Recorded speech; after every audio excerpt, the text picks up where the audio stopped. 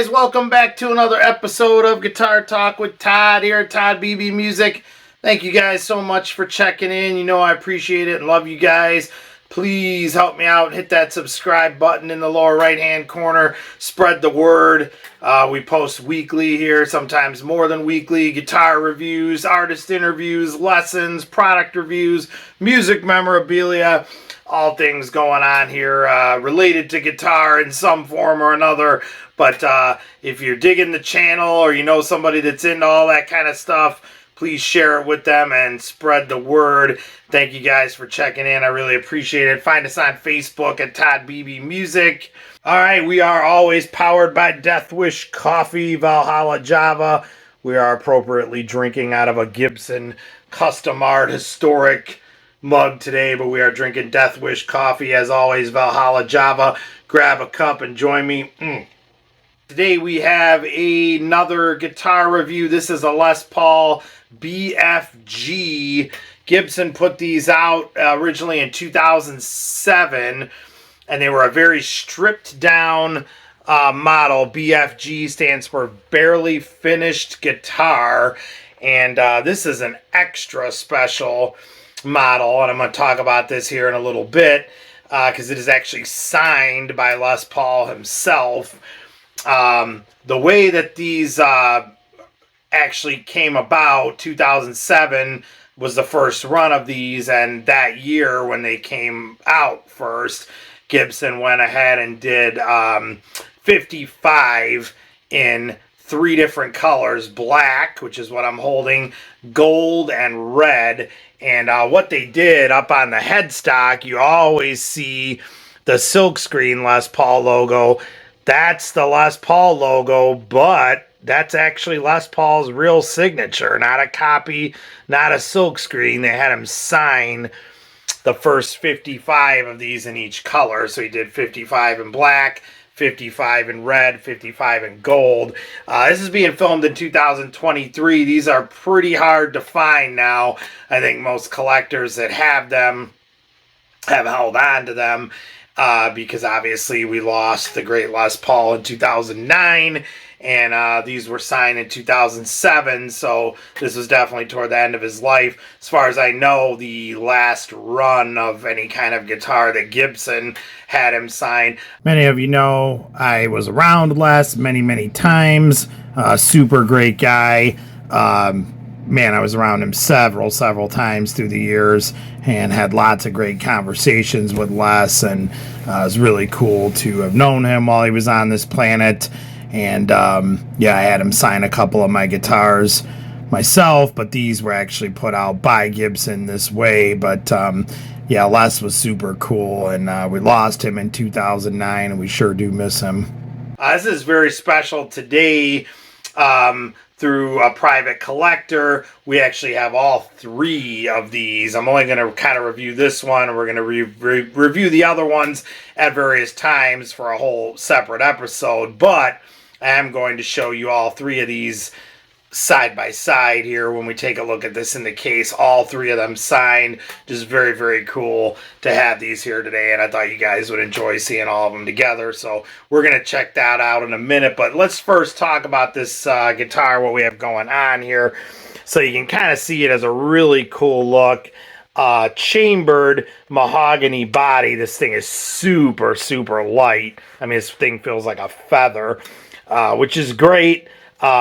You know, I don't notice any difference in the tone. A lot of guys hate chambered Les Pauls. I don't notice anything missing at all on this. It's just awesome in the tone department. We'll get into that more here in a minute. But this is like a distressed top and basically unfinished. So that's hence BFG. And it's got a really cool look. It almost has like a reptile look going on there. They did make these in what's called Gator Green, which has become pretty collectible too through the years, but these were the original 3 colors, black and gold and red, which we'll see here in a minute. So very cool. Nashville style 2-pneumatic bridge, what they call distressed hardware, which doesn't really look that bad, but it's got kind of a faded look to it. Stop bar tailpiece. Gibson Burstbucker 3 Zebra humbucker here in the bridge. And then we have a P90 pickup in the neck. So very cool. You've got like the best of both worlds, which you don't see in a lot of Gibson guitars. So you can kind of get, you know, in the neck position, you've got your humbucking, or I'm sorry, in the neck position, you have your P90. And then flip that down, and in the bridge position, you've got your humbucker.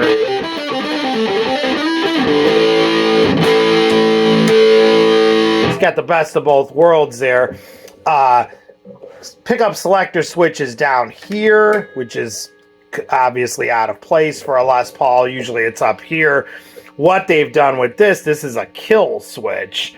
So if it's up, it's off, and then of course you can like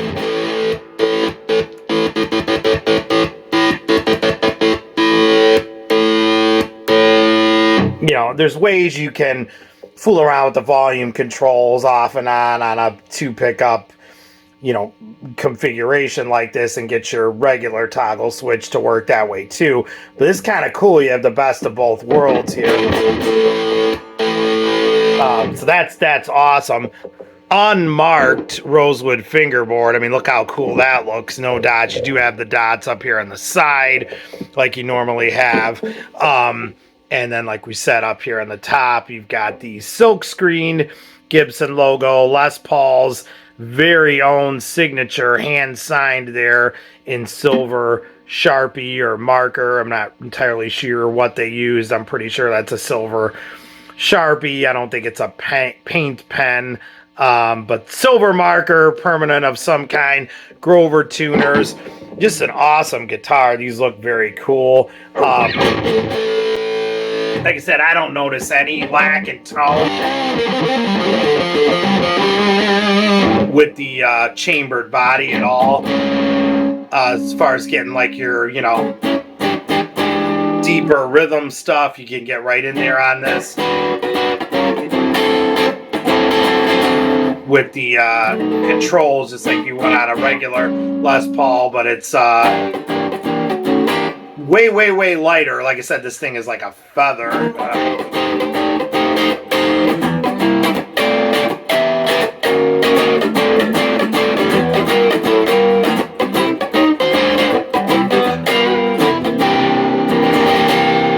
But I mean, just great tones when you crank it up.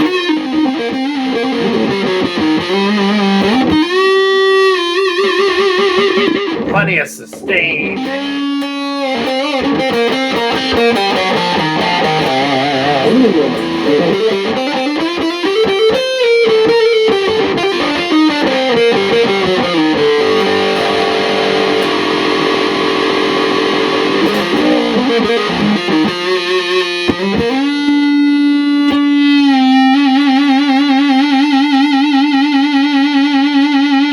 Yeah, I just love this guitar. Very light, so very easy to, you know, gig with too. One thing I want to point out too, we'll get some close-ups of this in the case. The volume and tone. We have one tone knob, which I guess if there was one downside, that would be it. But I'm fine with that. I'd rather have the one tone and the 2 volume, because you can still, you know, go into different configurations with your volume here. All wood knobs too on these. That's just awesome. So the BFGs were very cool. Again, came out during the Henry era, which everybody rips on, but I think this was one of the better things that Henry came up with for sure. And I mean, to have the idea of Les actually, I mean, when do you see that? You know, everybody's seen the classic headstock with the Gibson Les Paul logo across there that we all know and love, but when do you ever actually see one without it and he hand wrote his signature? I mean, come on.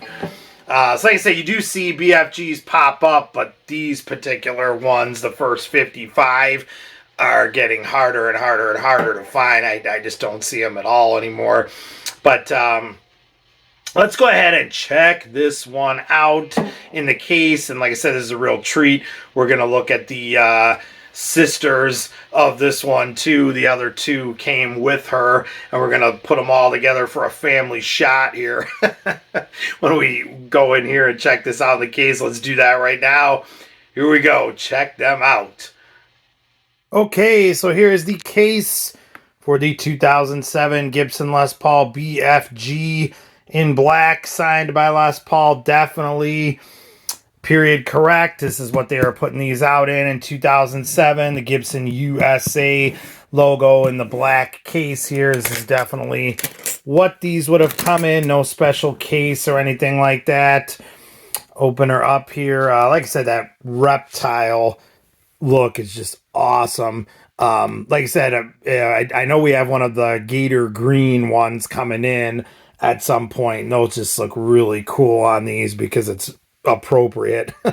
But in 2007, when this came out, this was the color, and then red and gold. We're going to get her sisters out here in a minute to do a family shot, but I just want to get some close-ups of this in the case first. So like I said, kill switch here. If it's down, it's on. If it's up, it's off. That's your kill switch in the traditional location where the toggle switch would be, which is now moved down to here. Three-way toggle switch. No poker chip. Awesome looking all wood knobs here. 2 volume. We got 1 tone back here, which is actually fine. You can make that work very well. 1 tone doesn't bother me at all. You just kind of dial it in for where you want. And then you got the separate volume controls for these 2 pickups, which, like I said, just awesome stuff going on here. P90 in the neck position. And then we have a Burst Bucker 3 humbucking zebra pickup here with the white and black uncovered. That just looks so cool too. You can just see everything going on here. Nothing's hidden. You can see all the tape and everything's just, I mean, I always love that. Nashville style 2 pneumatic bridge, stop bar tailpiece. They called that hardware distressed. I don't know. It doesn't look very distressed to me compared to some that I've seen, but I kind of get, I guess, what they're saying. It's got a little bit of a worn look.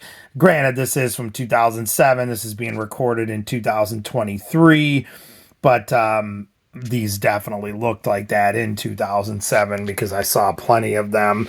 Rosewood fingerboard, unbound, unmarked. There, so you've got the markings on the side, but we have no dots, no trapezoid inlays, nothing going on here on the front, which is actually really cool. You don't see that look very often on a Les Paul or on a Gibson, period. All right, going up here, and there is the moment of truth we all were waiting for right there. There is Les Paul's signature. Like I said, normally you will see, you know, the classic Les Paul logo that I'm going to throw that up with this here that we all know and love on a Les Paul, and it's silk screened on. It's been that way for many, many, many years since these came out in 1952, the first Les Pauls, but you never hardly ever see these with that where Les actually signed it in that spot instead of having the silk screen logo. So how cool is that? Gibson just silk screen logo there at the top. Black Grover tuners. Let's flip this over, take a look at the back and get a close-up of those. Okay, so Grover tuners also kind of got the distressed look going on there that they did to them. Grover, you can just never go wrong with. Back just looks really cool there. Mahogany neck. They kind of did the same thing there where they looks unfinished, which imagine that, BFG, barely finished guitars. That's what they were going for. And then we got the same look going on there on the body. Very cool stuff here happening with the control cavity on both of these. I mean, you can see right inside.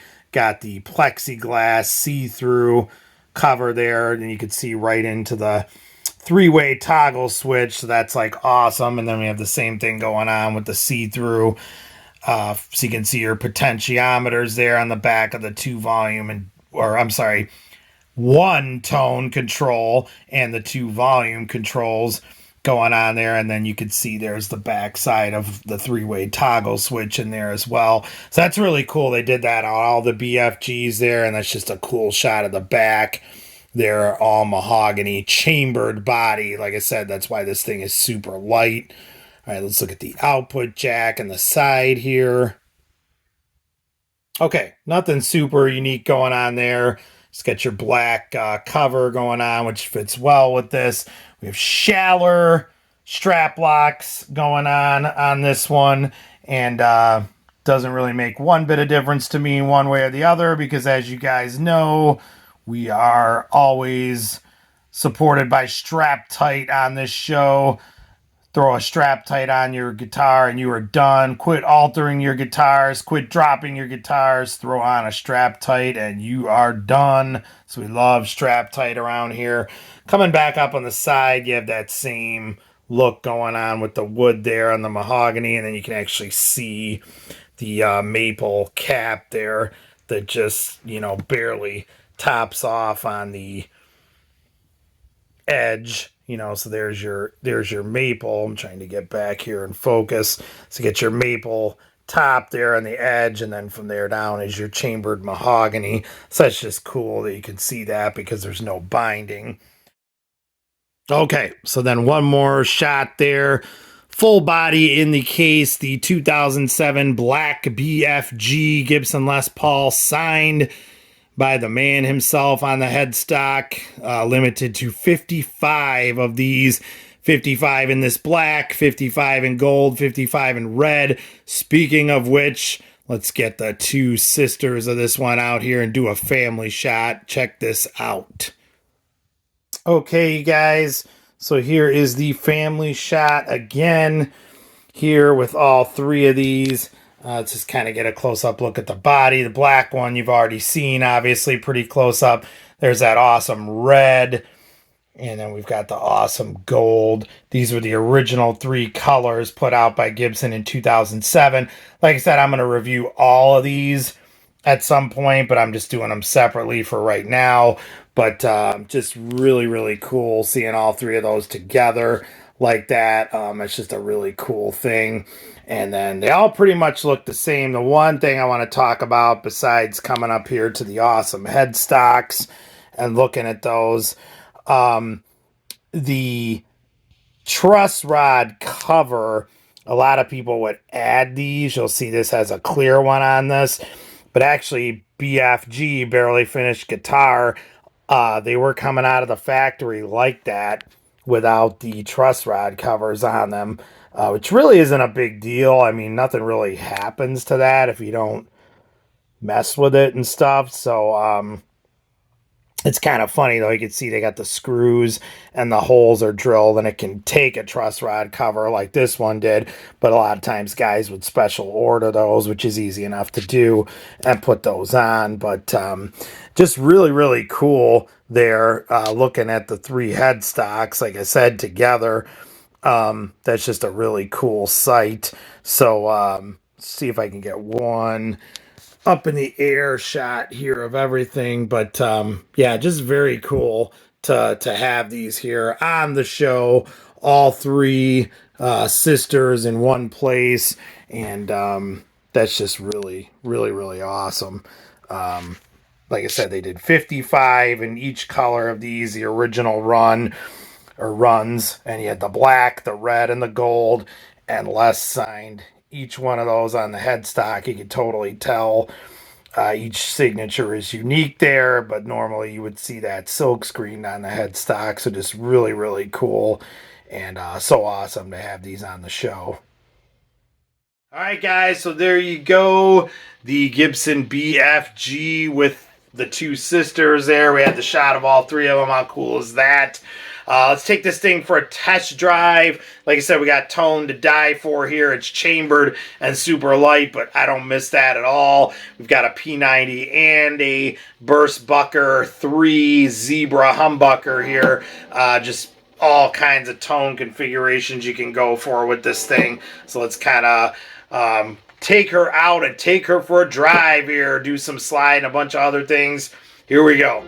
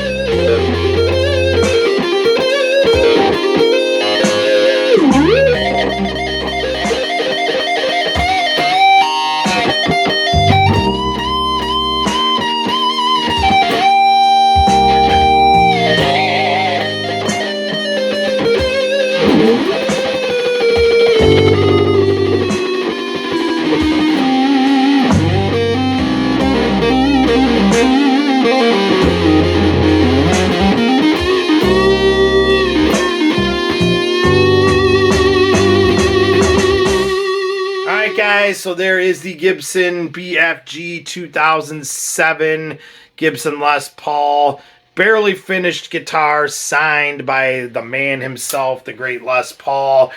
Man, what can I say? Les was awesome. He left us a lot of things that we all take for granted nowadays, and you know, we're all using his toys, as he used to say, and thank God for Les Paul, man. He completely reinvented the music world as we know it, and we owe him everything. So thank you, Les. Thank you guys for checking in today. Please hit that subscribe button in the lower right-hand corner. Let me know what you guys think about the BFGs. Have you played one?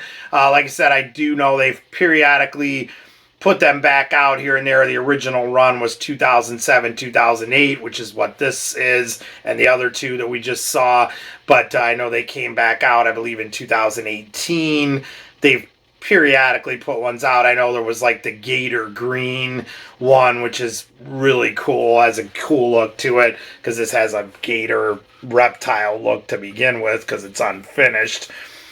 So just a really cool idea. I thought this was awesome. I've always loved the BFGs, and very affordable. They were marketed specifically that way. They had no fluff, bare bones, and they were really, really affordable when they first came out. But of course, these with Les's signature on the headstock have now gone up in value, because they've become very collectible, because there was not that many made, and Les is no longer with us anymore. But please comment, you guys. Let me know what you think. Have you seen one? Have you played one? Do you want one? Did you have one and get rid of it? Although, like I said, we hate those stories around here, but but go ahead and vent if you did down below, and comment and let me know, or just let me know what you think of the BFGs and how they look. And thank you so much, you guys, for checking in. You know, I love you guys, and I appreciate each and every one of you that subscribe to this channel. Tell your friends. I'm trying to get my subscribers up here. We post weekly, sometimes more than weekly. Find me on Facebook at toddbeebe music. And we will see you guys again. Thank you so much for checking in. Stay safe and love your dogs. Take care.